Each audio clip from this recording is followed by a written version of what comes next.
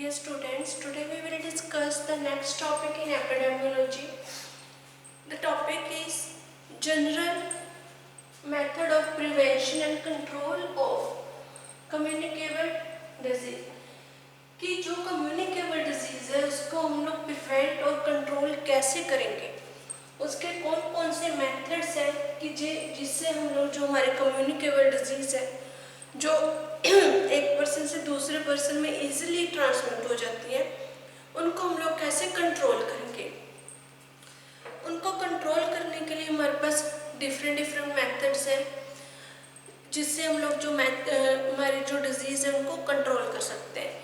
इसमें पहले हमने क्या डिस्कस करेंगे कि वी डिस्कस 3 कंपोनेंट एजेंट्स। 3 हमारे जो कंपोनेंट्स हैं, एजेंट्स हैं जो इम्पोर्टेंट है किसी भी डिजीज को स्प्रेड करने के लिए, जैसे agent, host and mode of transmission या फिर इन्वायरमेंटल फैक्टर। अगर ये तीनों कंपोनेंट्स होंगे तो जो हमारी जो डिजीज है वो स्प्रेड होगी। अगर इनमें से कोई एक भी कंपोनेंट मिस होगा तो हमारी जो डिजीज है वो स्प्रेड नहीं होगी। वो हमारी क्या डिजीज तभी स्प्रेड होगी अगर उसमें ये तीनों जो कंपोनेंट्स हैं, जो हमारे जो तीनों एजेंट्स हैं, कंपोनेंट्स हैं, वो होंगे, प्रेजेंट होंगे। अब हमारे पास जो कंट्रोल करने के लिए इसमें हम लोग 3 मेथड डिस्कस करेंगे। फर्स्ट वन है controlling the source of infection, कि सोर्स ऑफ इन्फेक्शन को कंट्रोल करना।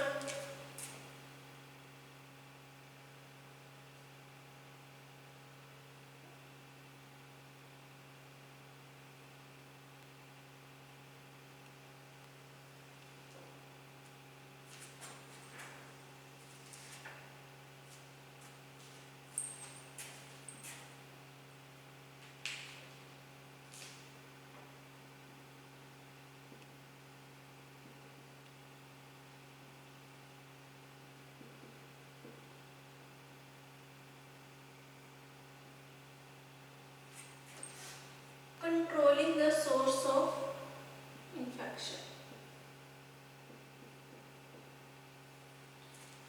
कि जो सोर्स है हम उस पर ही अगर कंट्रोल कर लेंगे तो उससे क्या होगा, हमारी जो डिजीज है वो आगे जो स्प्रेड है वो नहीं होगी। जैसे कोरोना वायरस की एग्जांपल है, अगर हम लोग कोरोना के ऊपर ही जो है सोर्स जो इन्फेक्शन है उस पर के ऊपर ही कंट्रोल कर लेंगे कि हम लोग प्रॉपरली अपना डायग्नोज करवा लेंगे, या हम लोग जो नोटिफिकेशंस हैं या फिर हमारे पास जो इमीडिएटली हम लोग ट्रीटमेंट अपना स्टार्ट करवा लेंगे, उसके लिए जो प्रिवेंशंस है वो फॉलो करेंगे, तो जो सोर्स है इन्फेक्शन का वो स्प्रेड नहीं होगा। सेकंड है blocking the mode of transmission,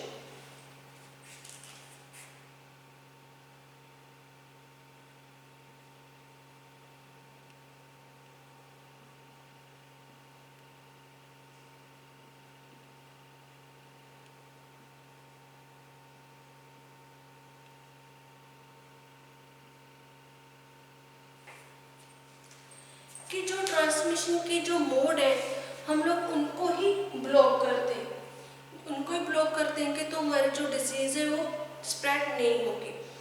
third है हमारे पास प्रोटेक्टिंग द सस्केप्टिबल होस्ट,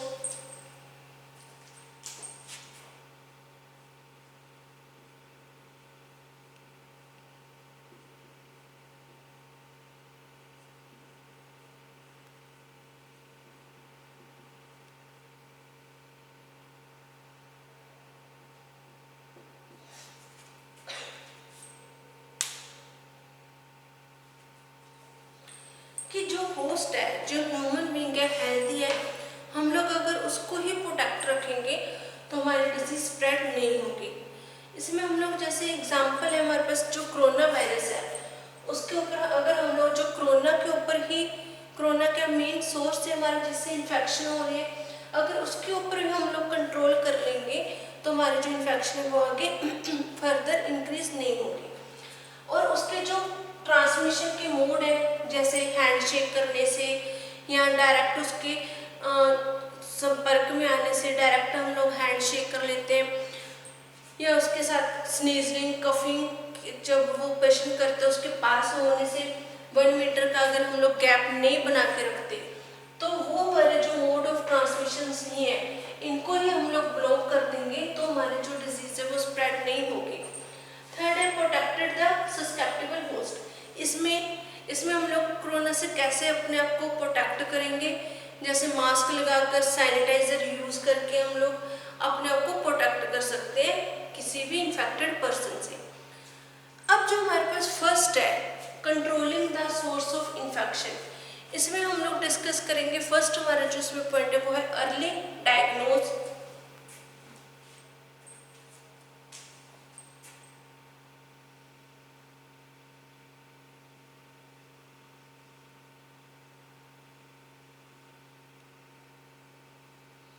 कि जो डायग्नोज है वो अर्ली करवाना। अगर हमें जो ये ऐसे हो फील होता है हमारी बॉडी में कि कुछ चेंजेस हो रहे हैं, कोई हमारी डिजीज हो रही है, उसमें कुछ चेंजेस है हमारी बॉडी में, तो उस चीज़ का जल्दी से जल्दी अर्ली डायग्नोज करवा लेना, जिससे हमें वो डिजीज़ की होने का या ना होने का जिससे वो कंफर्म हो सके और हम लोग आगे जो अपना ट्रीटमेंट है वो स्टार्ट करवा सके। सेकंड है notification.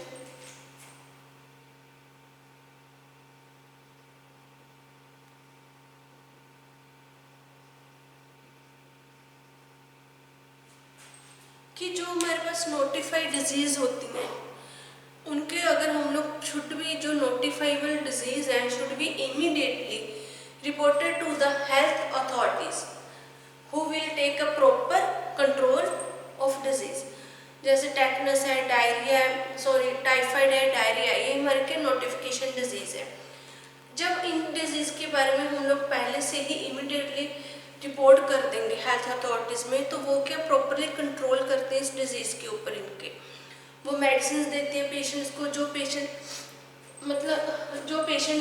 Bar bar again and again in disease से इन्फेक्टेड होते हैं उनको मेडिसिन देते हैं पहले से कि उनका जो इन्फेक्शन है वो कम हो और वो ज़्यादा जो ये डिजीज़ है वो स्प्रेड ना हो। नेक्स्ट है आइसोलेशन।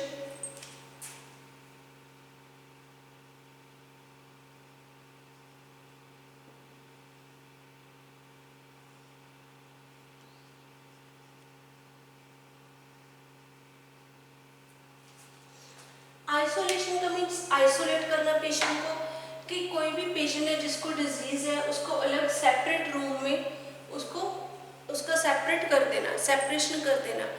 जो हेल्दी पर्सन से उनको अलग से सेपरेट कर देना, उसका रूम, क्लोथ्स जो है वो हम लोग सेपरेट कर देते हैं, जिससे क्या होगा कि जो ये डिजीज है वो कम स्प्रेड होगी, माइक्रो ऑर्गेनिजम्स है वो कम स्प्रेड होंगे।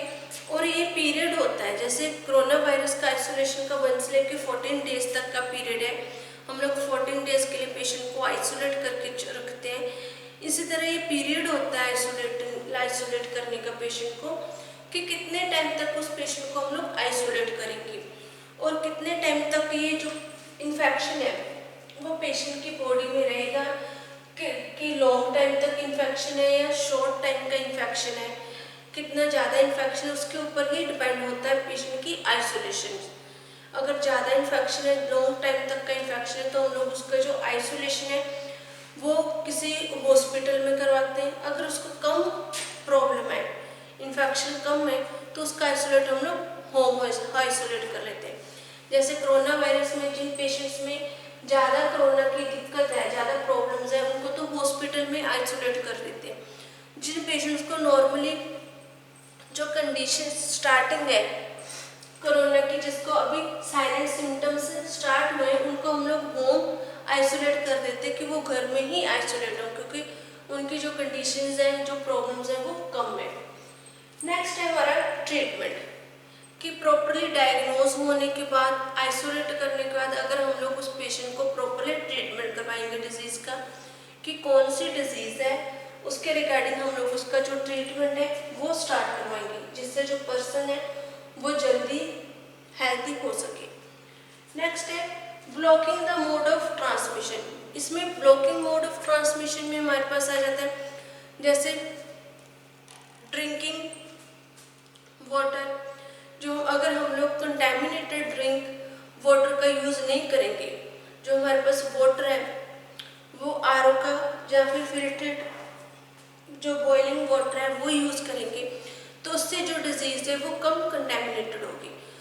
हम लोग जैसे contaminated water, food, fruit, articles इनका यूज़ करते हैं, तो उससे क्या होता है, जो डिजीज़ है वो थ्रू हमारे जो फ्लाइज हैं, मॉस्किटोज हैं, उनके थ्रू इजीली स्प्रेड हो जाती है अदर ह्यूमंस में।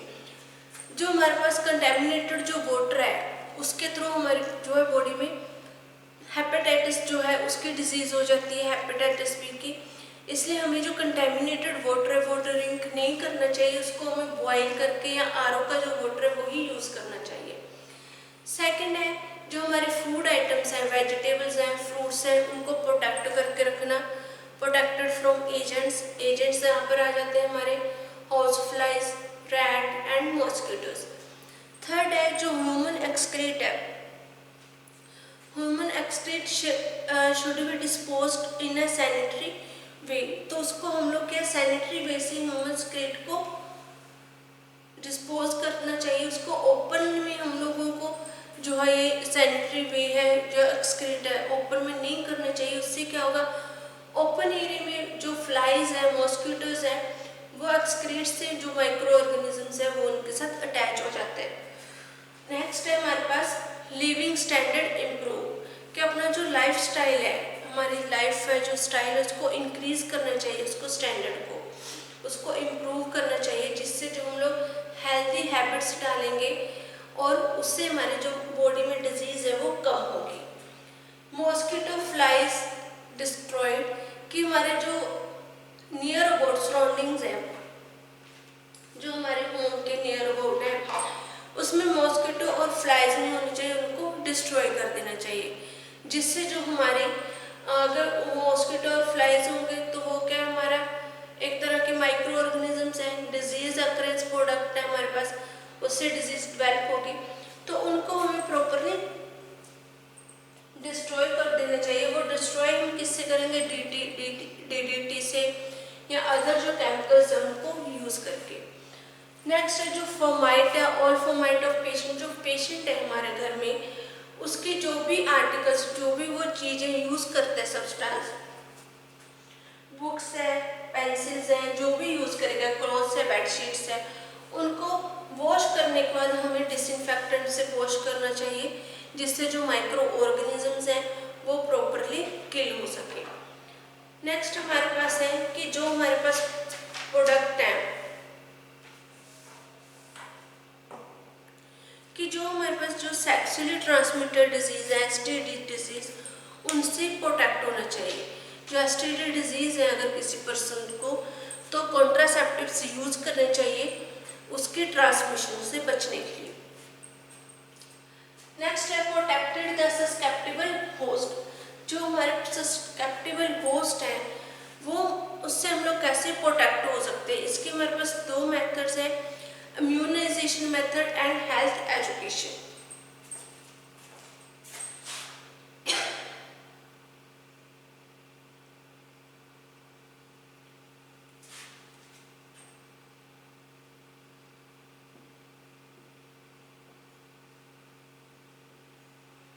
Immunization and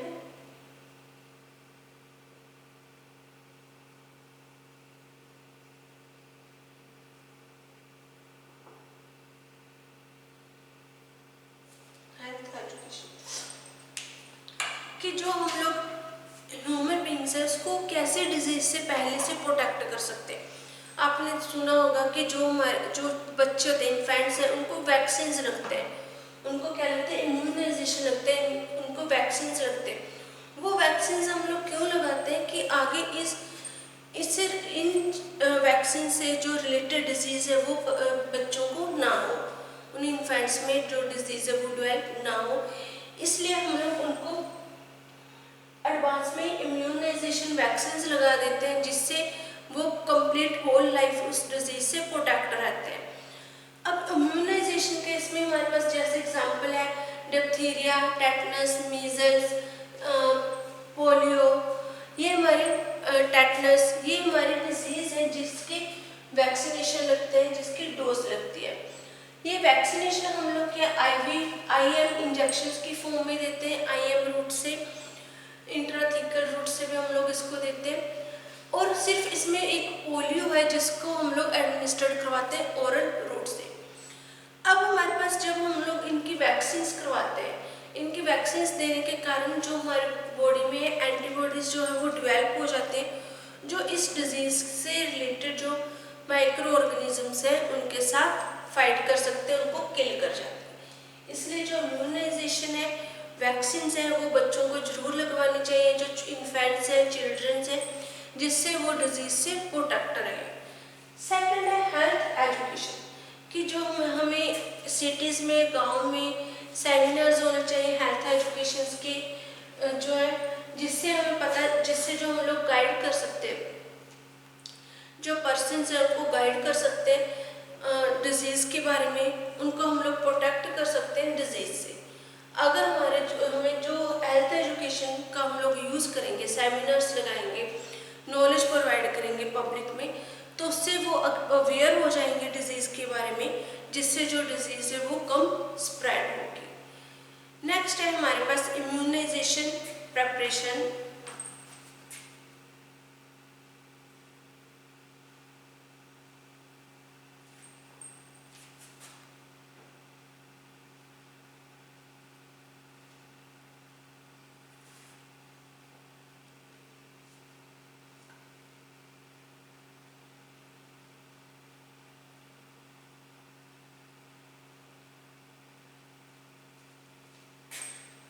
नेक्स्ट है हमारे पास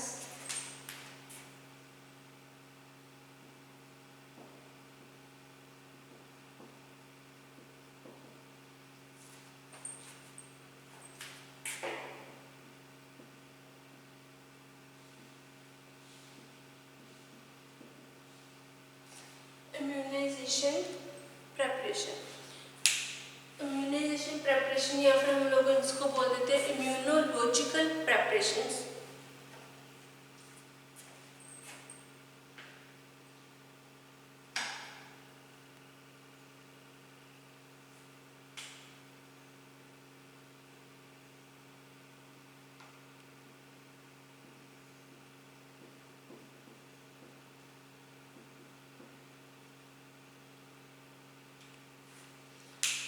इम्यूनोलॉजिकल प्रेपरेशंस। इम्यूनोलॉजिकल प्रेपरेशंस का मीनिंग क्या है यहाँ पे? इम्यूनोलॉजी का मीनिंग है is the study of immunity and preparation use to produce immunity and use to produce the immunity called immunological. Immuno का मीनिंग हमारे पास क्या है यहाँ पे? इम्यूनोलॉजी का मीनिंग क्या है? Study of immunity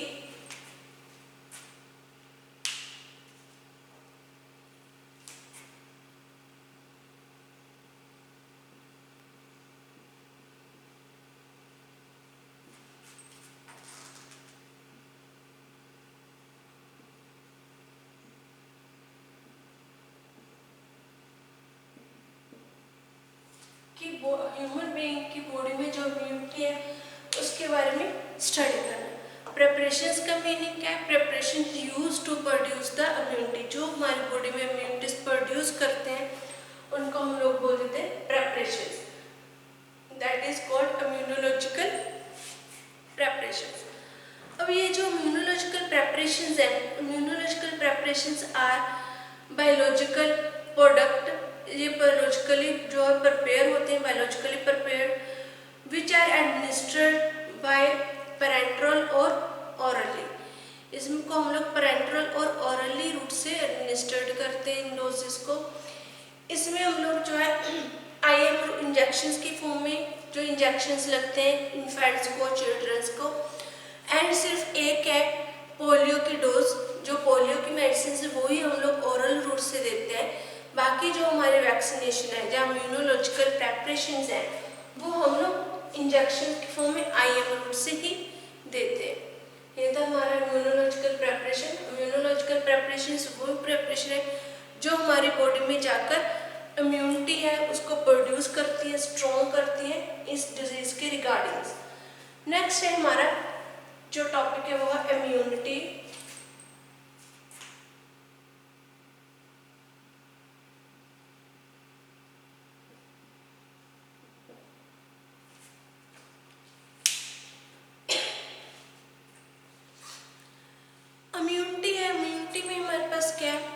the infection और डिजीज इन ह्यूमन बीइंग, कि जो ह्यूमन बीइंग में इन्फेक्शन और डिजीज हो जाती है, एनिमल्स में कोई डिजीज हो जाती है, is caused by the attack of micro organism. वो किसके कारण होते हैं? जब कोई पैथोजेनिक माइक्रो ऑर्गेनिजम्स है वो हमारी बॉडी में अटैक कर देता है, तो उसके कारण एनिमल और ह्यूमन बीइंग में जो डिजीज है वो इन्फेक्शन जो है वो डेवलप होता है। The power of the body to resist the effect of the microorganisms, effect of the attack of microorganisms is known as immunity। अब जो माइक्रो ऑर्गेनिजम्स हैं, जो पावर ऑफ बॉडी है हमारी इम्यूनिटी में क्या है कि वो क्या करते हैं, जो हमारे बॉडी पे जिसने माइक्रो ऑर्गेनिजम्स ने अटैक किया है उनको रेजिस्ट करता है, उनको रोकता है, जिसको हम लोग जो रोकने की हमारी बॉडी में पावर है, किसी भी इन्फेक्शन को रोकने की जो पावर है उसको हम लोग बोल देते हैं इम्यूनिटी। इम्यूनिटी हमारे पास जो है 2 टाइप के है, पहले है फैगोसाइटोसिस एंड सेकंड है antibodies.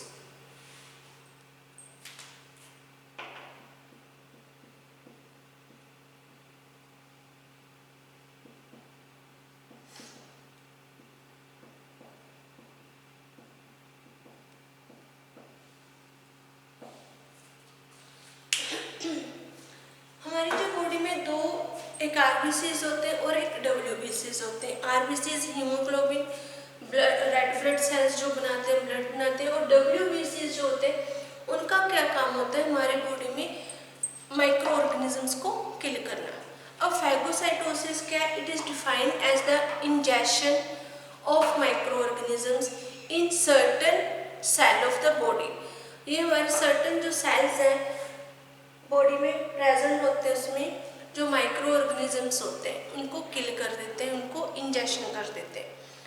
Where Y they are rendering harmless, ये हमारे क्या हार्मलेस होते हैं हमारे प्रोडक्ट। जो फैगोसाइटोसिस है ये कोज्ड किससे होते हैं? Caused by WBC, white blood cells के कारण। अब जो वाइट ब्लड सेल्स है ये फ्रीली हमारी जो बॉडी है ब्लड है जो उसमें फ्लोट करते रहते हैं। फ्रीली जब फ्लोट करते हैं तो ये कंटिन्यूसली जो है ऑल टिश्यूज में कंटेन होते हैं, उसको ऑल टिश्यूज इनको कैरी कर लेते हैं, जिसके कारण अगर कोई हमारा फॉरेन पार्टिकल्स है हमारी बॉडी में आकर अटैक करेगा तो उससे क्या होगा, डब्ल्यूबीसीज उनको किल कर देते हैं। जहाँ पर कोई हमारी बॉडी में पता चलता है डब्ल्यूबीसीज को कि ये हमारी बॉडी के लिए हार्मलेस प्रोडक्ट है, हार्मलेस बैक्टीरिया आ गया हमारी बॉडी में, तो वो सारे डब्ल्यूबीसीज कलेक्ट होके उसको किल कर देते हैं। वो है हमारे फैगोसाइटोसिस। मीन्स ये एक तरह से हमारा फाइटिंग मटेरियल है, फाइटिंग करते हैं किल के साथ, फाइटिंग करते हैं जो बैक्टीरिया हमारे लिए हार्मफुल होते हैं उनके साथ। नेक्स्ट है एंटीबॉडीज। अब सिर्फ जो फैगोसाइटोसिस ही एक हमारा मेथड नहीं है जो हमें इम्यूनिटी हमारी जो है उसको सेव करता है, हमारे पास सेकंड है एंटीबॉडीज। एंटीबॉडीज जो हम लोग पहले इम्यूनोलॉजिकल प्रेपरेशंस देते हैं, बनाते हैं, वो हमारा क्या एज अ एंटीबॉडी वो हमारी बॉडी में काम करते हैं, which destroy the pathogens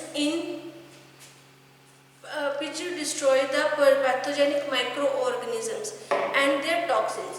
antibodies क्या करते हैं? टॉक्सिन्स और माइक्रो ऑर्गेनिजम्स हैं जो उनको किल करेंगे। इसलिए हम लोग जो है वैक्सीन लगाते हैं, बच्चों को इम्यूनोलॉजिकल प्रेपरेशंस लगाते हैं कि वो जो इन्फेंट्स हैं, चिल्ड्रंस हैं, वो प्रोटेक्ट हो जाए डिजीज से, कि उसकी जो एंटीबॉडीज डेवलप हो जाती है हमारी बॉडी में और वो प्रोटेक्ट करती है हमें डिजीज से, माइक्रो ऑर्गेनिजम्स को किल करके। ये हमारा चैप्टर था, ये हमारा टॉपिक था इम्यूनिटी। इस इम्यूनिटी को हम लोग नेक्स्ट लेक्चर में कंटिन्यू करेंगे, इसकी टाइप्स डिस्कस करेंगे। ये हमारा लेक्चर यही फिनिश हो गया, इसको आगे नेक्स्ट लेक्चर में कंटिन्यू करेंगे। Thank you.